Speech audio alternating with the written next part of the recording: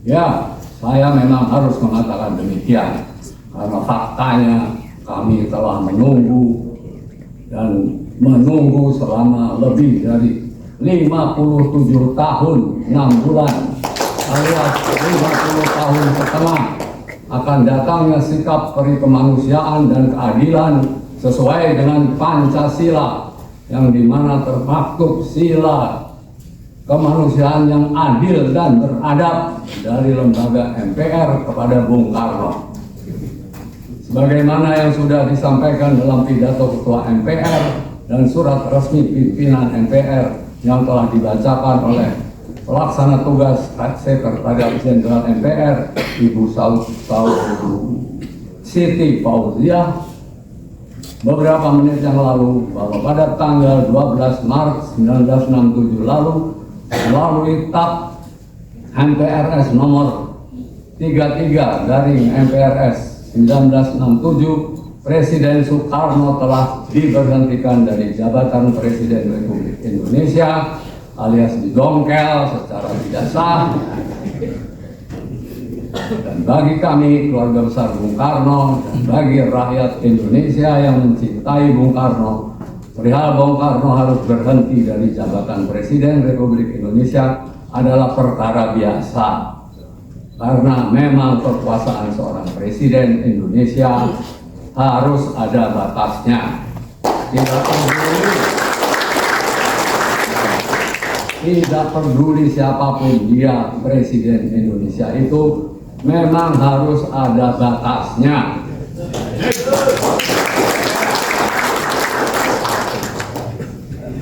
Untuk diketahui, Bung Karno pun di dalam menerima pengangkatan MPRS sebagai Presiden seumur hidup sudah menjelaskan secara tegas pada sidang yang selanjutnya keputusan itu harus ditinjau kembali. Itu ada catatannya. Yang tidak dapat kami terima adalah alasan pemberhentian Presiden Soekarno karena dituduh melakukan pengkhianatan terhadap bangsa dan negara dengan memberikan dukungan terhadap pengkhianatan dan pemberontakan G30 SPKI pada tahun 1965 yang lalu. Tuduhan keji yang tidak pernah dibuktikan melalui proses peradilan apapun juga seperti itu telah memberikan luka yang sangat mendalam bagi keluarga besar kami maupun rakyat Indonesia yang patriotik dan nasionalis yang mencintai Bung Karno sampai ke akhir zaman.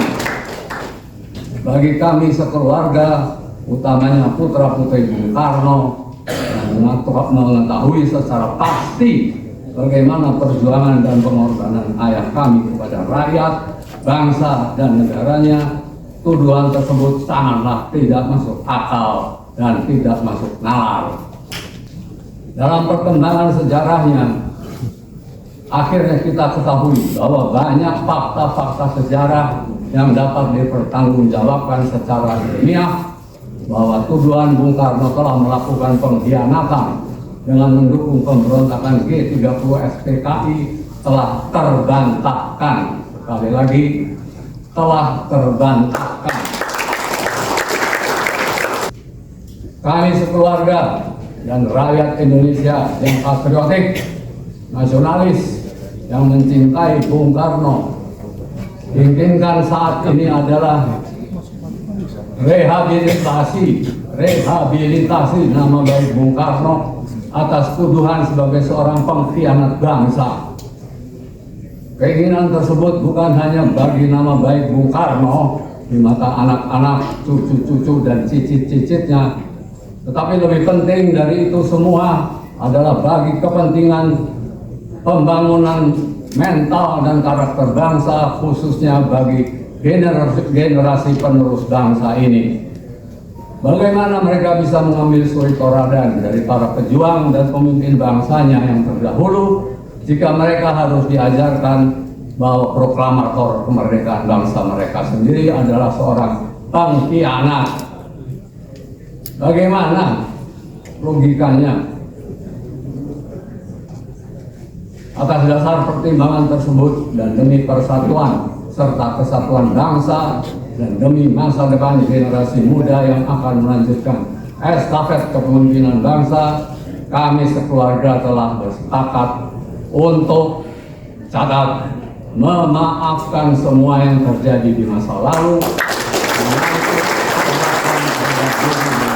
dan keluarganya.